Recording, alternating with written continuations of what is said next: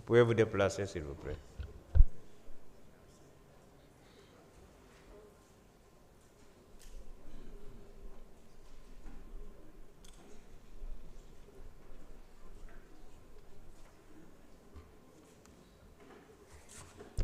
Je vous remercie, Monsieur le Président. Salam alaikum, Monsieur le Ministre, chers collaborateurs du ministre, chers collègues, honorables députés. Monsieur le Président, je vous remercie de me permettre de me féliciter du gouvernement bi ci avancée majeure yi ñu def. Rappeler également à l'assistance et à l'opinion que l'activité de lancement d'alerte lu yàgg la fi. Yàgg na fi yenn dëkk yi dañ ñoo jiitu sax ils ont eu le courage de formaliser ça dans des documents à travers des lois. Mais pour ceux qui ont l'habitude d'exploiter les procédures d'enquête judiciaire bari na fu ñuy waxee ne à la suite d'une dénonciation anonyme. Anonymat bi c'est pour protéger le lanceur en tant que tel moo tax du ñuy faral di effectivement di divulguer li nga xamante ni mooy renvoyer au lanceur à son identité. boo xoolee bu baax même ñun Sénégalais yi dañ koy faral di wax naan diw indicateur la keroog en commission d'ailleurs ministre mu ngi koy rappeler pour la douane am na ñoo xam on les appelle des pisteurs nga jëm ci yeneen PV ñu daf dénonciateur anonyme kon lu fi yàgg la avancée bi mooy le fait que les pouvoirs publics mën ko consigner ci document maanaam ci benn code législatif pour permettre ñu jox ko benn statut sénégalais yi xam ni maintenant lu normal la. beneen avancée majeure bi mooy au moins esprit de confidentialité bi ba tey ñu ngi koy respecté te loolu tamit lu baax la waaye beneen bi ci ëpp solo mooy protection bi loolu tamit courage la. rémunération bi débat dina bari c'est tout à fait normal parce que xaalis moom fu ñu ko tuddee rek ñu ci bari commencé defaruwaat def ko métier d'autant plus que on parle de sommes faramineuses ay 10% de 100 milliards c'est 10 milliards benn dénonciation nga am di nekk di yor 10 milliards loolu moom. dina wax ñu bari dinañ fàggu defarwaat nekk ay véritable lanceur d'alerte. Alors monsieur le ministre da ciy baax waxoon naa ko en commission décret d'application bi lépp lu leen rëcc ci loi bi rattrapé wu leen ko ci décret d'application bi am na sax yu ñu discuté woon en commission fu mel ni en cas de condamnation dama bëgg ñu leeral foofu ne condamnation définitive moo tax ñuy wax parce que nit ñi mën ko condamner en première instance en appel ñu infirmer ko. lanceur d'alerte bi yaakaar ni xibaar bi mu joxoon baaxul en cassation ñu casser ni ñu infirmé woon lu mën a nekk la loolu tamit nañ ci bàyyi xel bu baax a baax a baax comme mën ngaa ñëw en premier instant ñu relaxé la en appel ñu condamné la mu war ni bal baa ngi dawaat loolu tamit ñu bàyyi ko xel mais surtout ñu rattrapé wu ci décret d'application bi. beneen bi monsieur le ministre mooy ñu wax ni boo déggee lanceur d'alerte.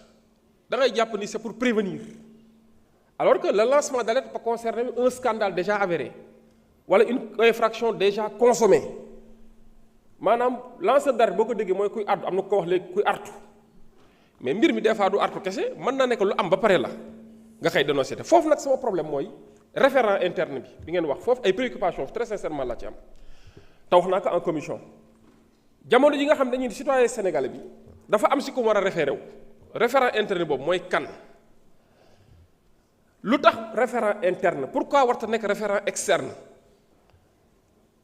ñu mbuxum wala scandale am na ci benn entreprise xaj na ña ngànk entreprise ñoo ci déggoo pour def ko ñun la demal ci référent boo xam ne foofu ngay ñëw jox sa alerte dans ce cas référent bu nekkee complice nag bu bokkee ci mbuxum mi nag beneen préoccupation ma am mooy quand on donne une alerte inertie référent bi wala inaction pouvoir public yi dem ba entraîner la prescription ba mootuñ kaa topp alors que li ñu doon wax am na mais inertie en tout cas inaction dem na ba causer li nga xamante ni mooy problème de prescription ñu ne alerte bi dëgg la information bi dëgg la mais malheureusement ma wax ne de par le passé il est arrivé que l'actuel premier ministre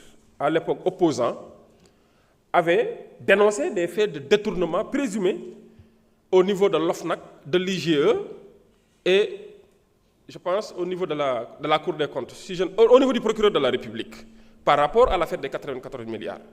mais lu ñu ko wax sàcc gi am na waaye du yow yaay wax wub sàcc yi sàcc gi am na mais du yow yaay wax wub sàcc yi et jusqu'à présent sénégalais yi soxla nañ ko leen édifier ci loolu ba tax na may saluer li nga xamante ne ni am na ci loi bi di ñaan collègues yépp nañ ko voté ba pare éprouver ko d'ici 2 ans 3 ans bu ñu gisee ni am na lu ñu ci war a mottali ñu ñëwaat fii mottali ko je vous remercie. ñu ngi jox kàddu gi honorable Aïssata Tall honorable Ayib Daffé mën nga waajal.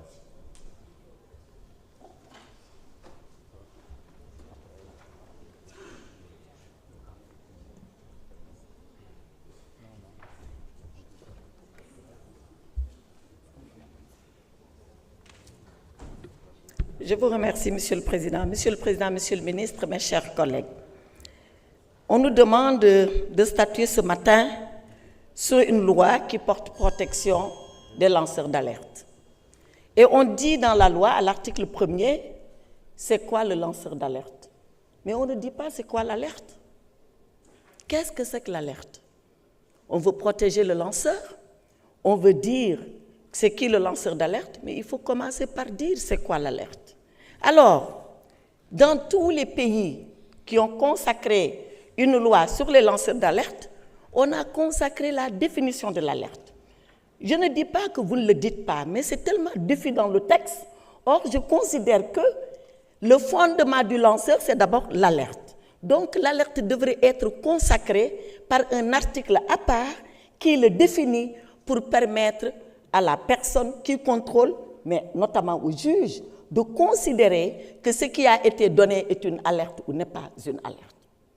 Et comme vous êtes un haut magistrat et un procureur, je vous renvoie à une décision très récente du Conseil d'État français, elle date du 6 mars 2025, donc il y a quelques mois, qui définit l'alerte. Et le Conseil d'État dit ceci, 4 points pour définir l'alerte. Le Conseil d'État dit que l'alerte doit porter sur des faits précis dont on a personnellement connaissance. Pas le il paraît que, pas le on dit, pas ce que me rapporté. Des faits précis dont on a personnellement connaissance. Deuxième trait qui caractérise l'alerte, le fait doit être délictueux, et c'est vrai, pour qu'il soit punissable, il faut qu'il soit délictueux et un délit bien sûr prévu par la loi, c'est l'élément légal de l'infraction. Troisième point qui caractérise l'alerte, l'alerte doit porter atteinte à l'intérêt général. Il faut que ça vise l'intérêt général. Or, Monsieur le Ministre, quand je vois ici que le lanceur d'alerte est rétribué, est-ce qu'il le fait pour l'intérêt général ou est-ce qu'il le fait pour un intérêt pécuniaire? Voilà la contradiction qu'il va falloir régler. Si l'alerte est faite dans le sens de l'intérêt général, on ne doit pas rétribuer le lanceur d'alerte.